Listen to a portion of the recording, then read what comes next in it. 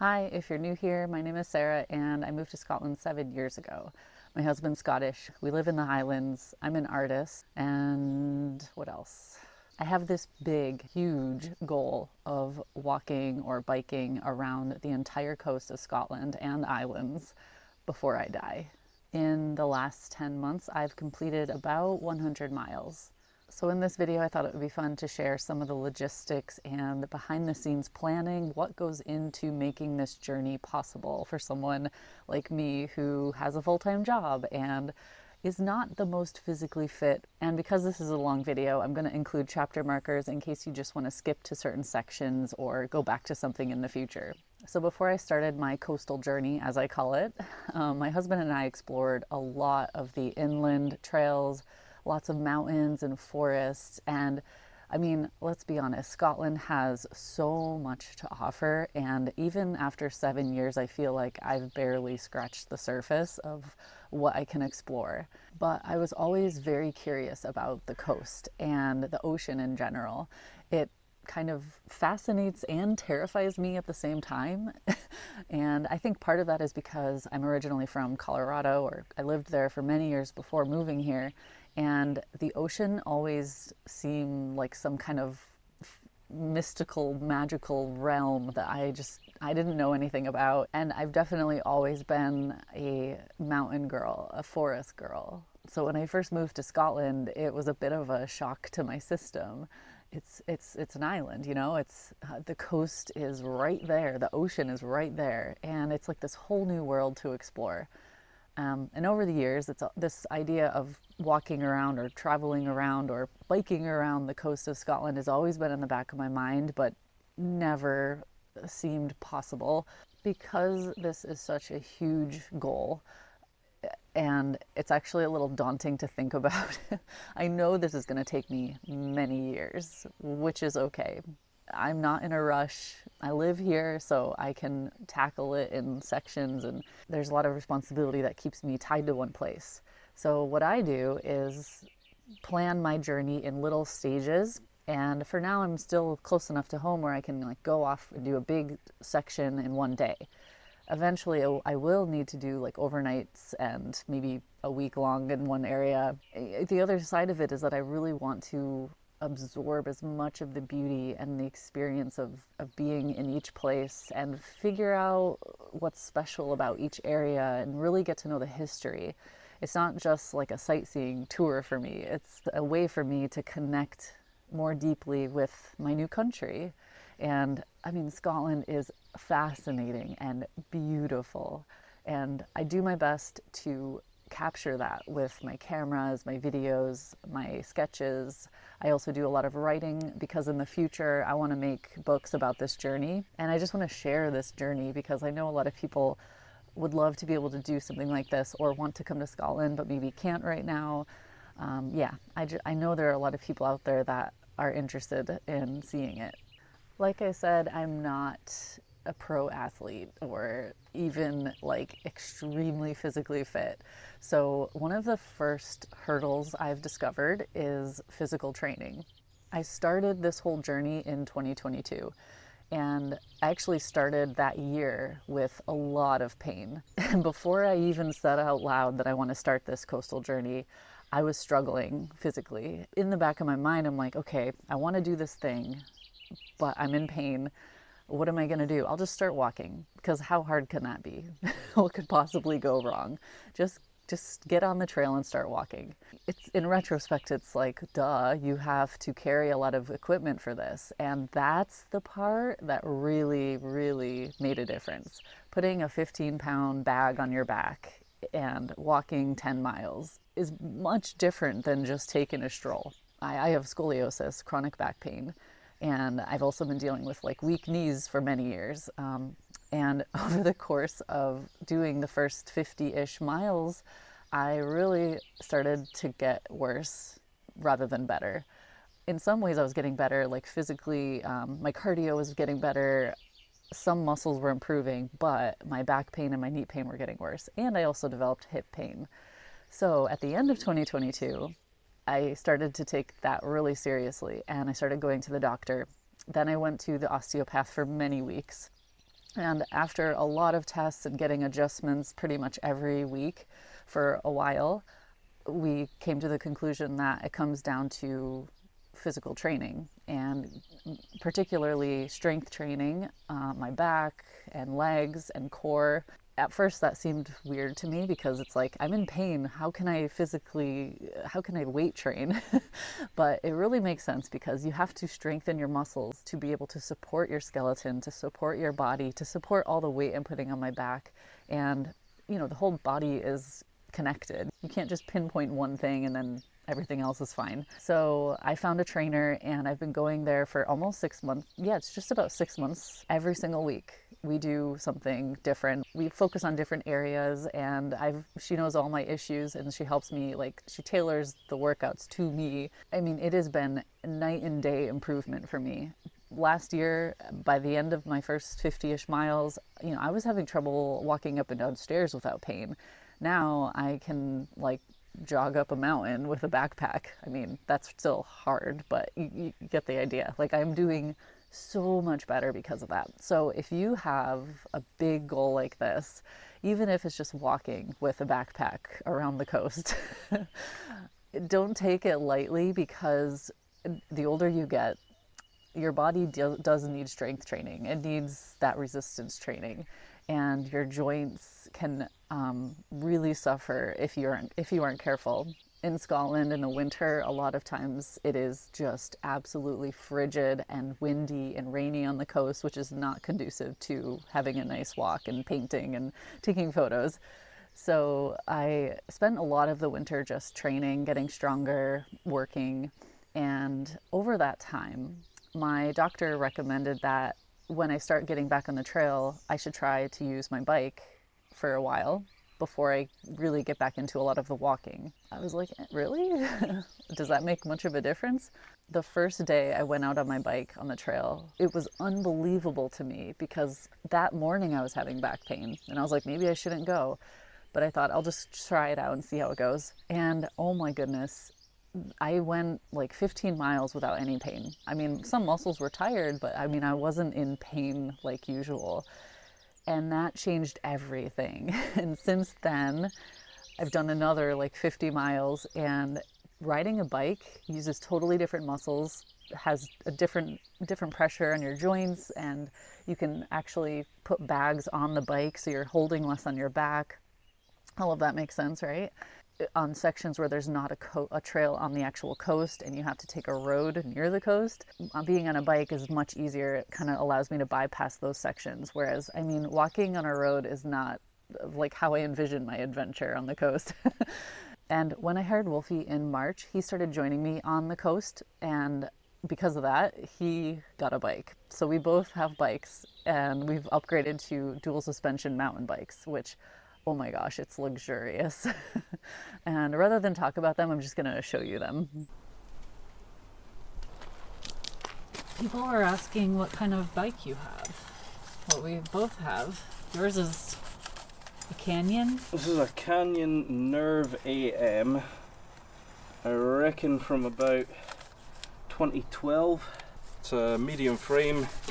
It's got standard 26-inch wheels. I have upgraded the forks so that I have now got 160mm of travel. Upgraded the saddle and a couple of other bits and pieces just to make it a bit more comfortable. New front wheel.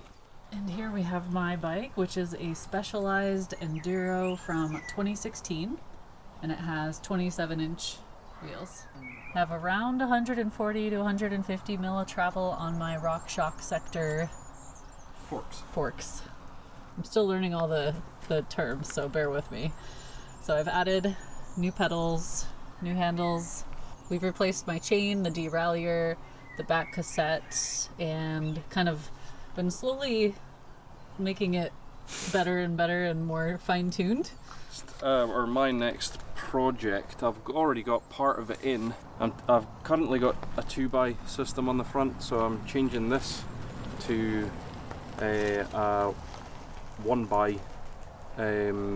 So I've got a single chain ring to put on the front. I'm putting an 11-speed cassette on the back, and again changing the derailleur and the shifter. Wow, that looks so clean and nice.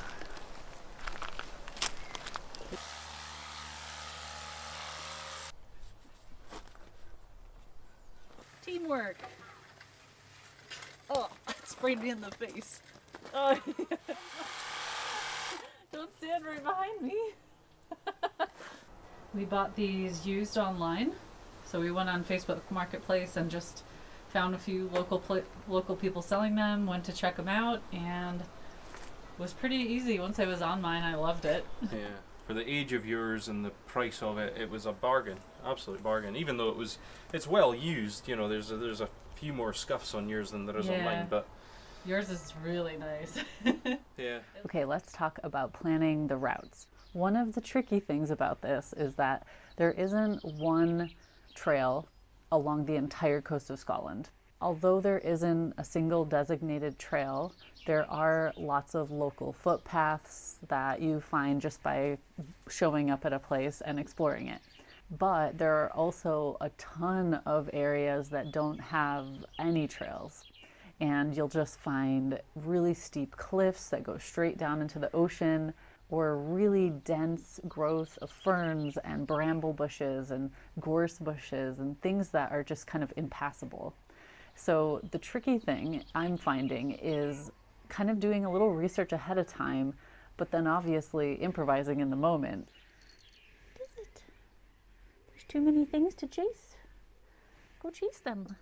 You can plan ahead and then you show up at a place and it's blocked by something. But I do my best to plan ahead, and I use a combination of Google Maps, AllTrails, and this website called Walk Highlands, which is a huge database of trails in Scotland, all over Scotland. The cool thing about Walk Highlands is that they also have trail reports where people write about their experience in certain areas, and a lot of times you can check more recent trail reports to see like, oh, this one's closed or something has changed and the original trail report didn't show that. So I always check that before I go to an area, because the worst thing is when you show up somewhere and the whole trail is blocked off. I find that the easiest thing is to start in AllTrails, which I have a subscription for, and I'm not sponsored or anything, but I just find it to be really useful. And I can zoom way in satellite view even, and I can also see if there's any official trail or if there looks to be a kind of footpath or even just a sheep path and get a vague idea of what the trail is going to be like. One of the features I really like on the AllTrails app is the draw feature. So you can put a little point down and draw different points along the map, and it'll route it out for you based on existing known trails. And if there isn't a trail, you can still do that, but it's kind of like a free-for-all. So there might not be a trail there, but you can still measure how long it will take to get from point A to B and follow a trail that kind of looks like it might be there. And it just gives you a little bit of a better idea of the actual journey, especially when it comes to mileage and elevation, because that obviously is going to play a difference in timing. Then I decide if I'm going to be walking or biking. And that's also tricky because sometimes it looks like it can be a good footpath or a bike path, and it turns out to be the opposite. But what I'm finding, especially in Aberdeenshire, is that a lot of the coast is blocked off by farmland and mines and barbed wire fences. So some areas, to get through a coastal area, you have to take a side road. And that's more conducive to a bike rather than walking down a long road. So once I figure out if there are any trails and I kind of explore a little in satellite view or looking down at the map from above, I will start to plan out the actual route, and of course leaving room to improvise in the moment. I usually do a plan A and a plan B, because my goal is to stay as close to the coast as possible, as close to the water as possible.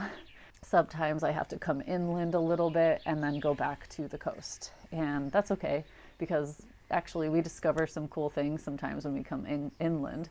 For instance, in one of my recent videos, you probably saw this castle that's like just tucked into the woods on the side of this little road.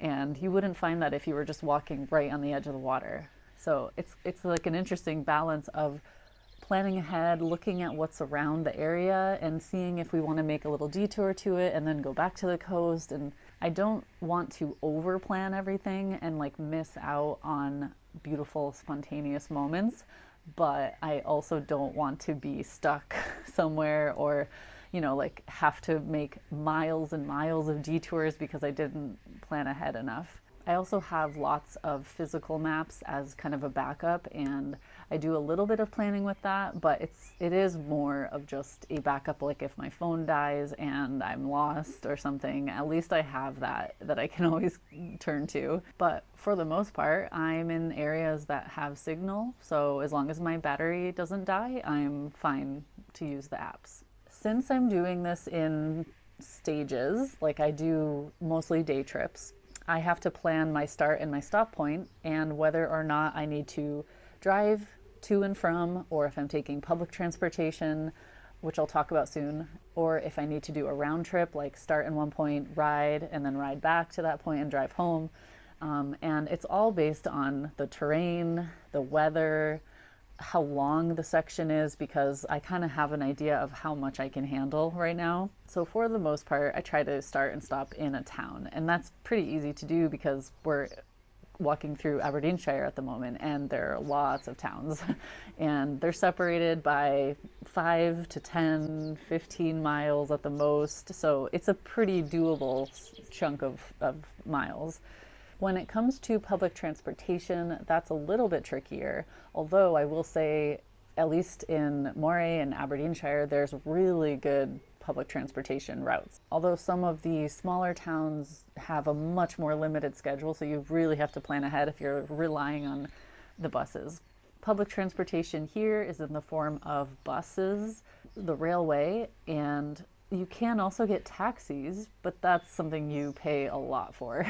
So it could be like a worst case scenario backup plan. But my public transportation mode of choice would be the bus.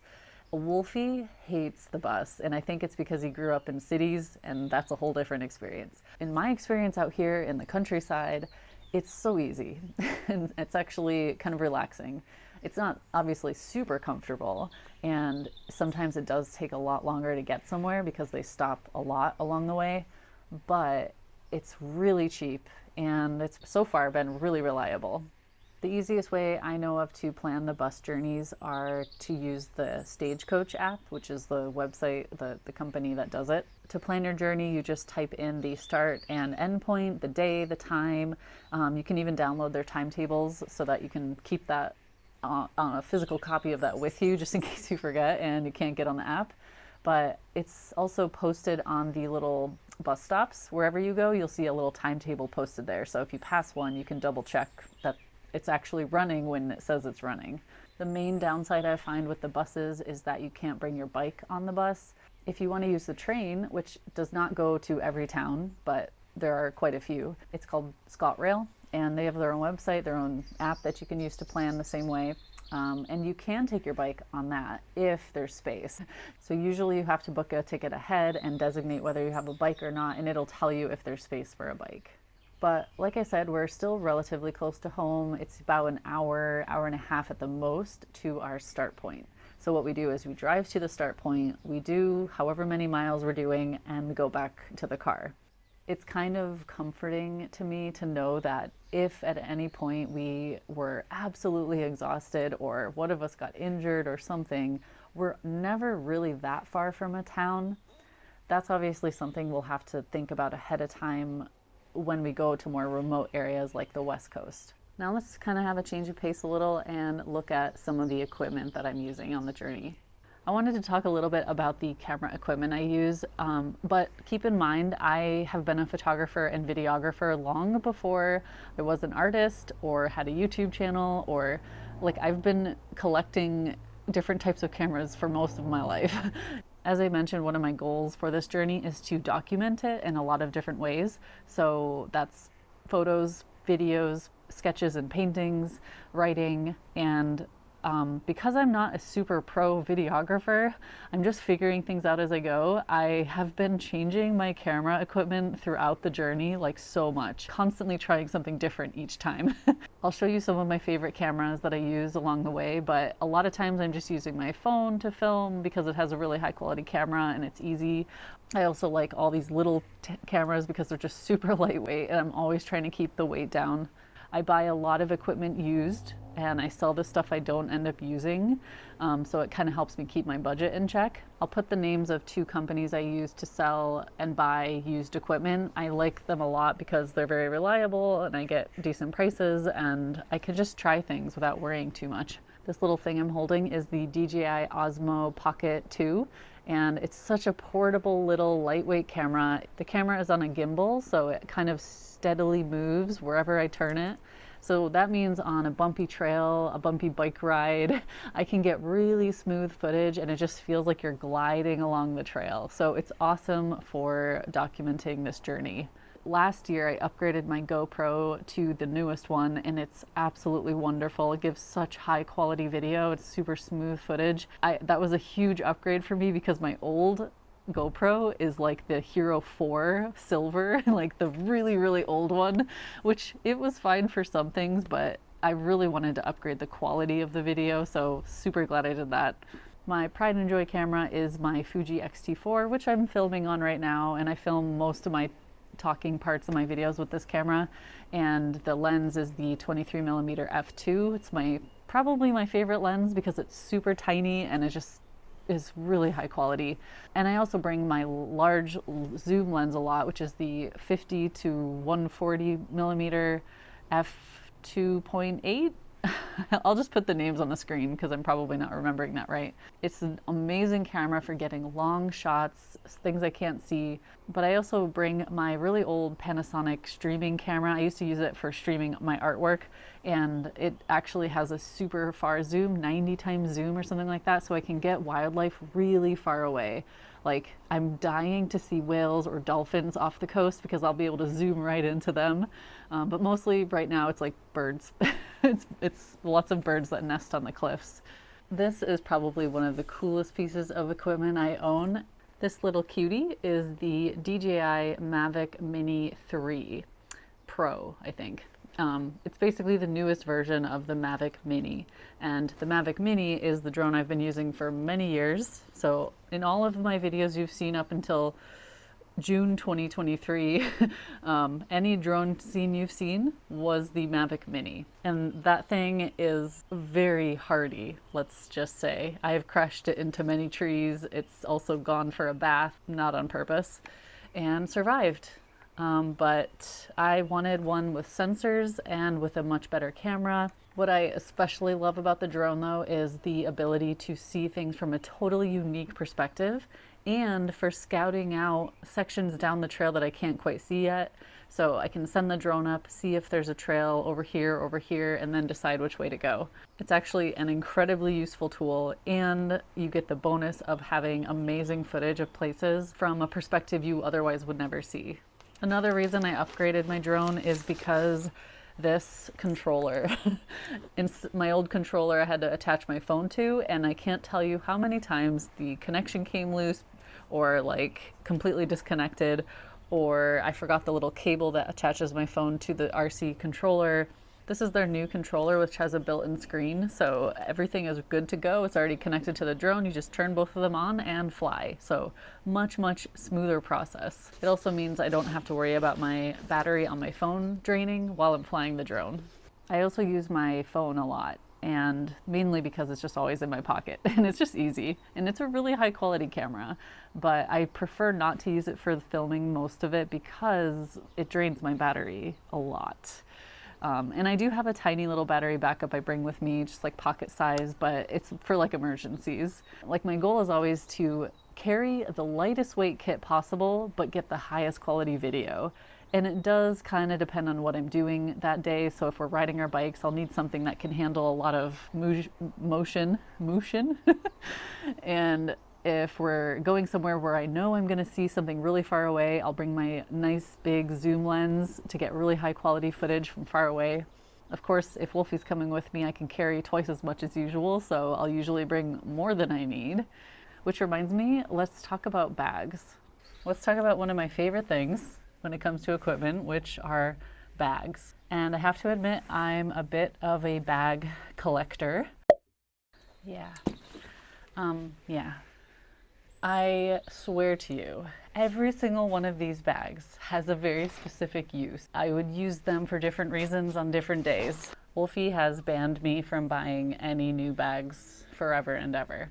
Two of these are camera bags, which have special camera pockets, so you can put your equipment in the bottom of these two. This is a smaller one, this is a bigger one. So these bottom areas of these bags are more protected, and they are basically like little drawers that you can pull out. This one is more of a day bag that Wolfie really likes because it's nice and compact and very breathable as well. It also fits my Peak Design camera clip, so we can just slide the camera on there when we're not using it. And then these two big ones are my camping backpacks. Wolfie usually takes this one because it's ginormous, and that usually goes with me because it just fits me perfectly, and it's very lightweight as well. And this is actually just an old one I had. This is my first bag I ever bought when I lived in Colorado. So these two actually came with me from Colorado. And it was really great for a really long time, but until I tried some of these other bags, I didn't realize that this one actually doesn't fit me very well. It creates a lot of pressure points where if you're walking 10 miles or something, you really start to feel it. This one is definitely my top choice for like a little bit longer trips, and if I'm taking camera gear. Thankfully that Wolfie carries this one usually, and he doesn't mind the weight.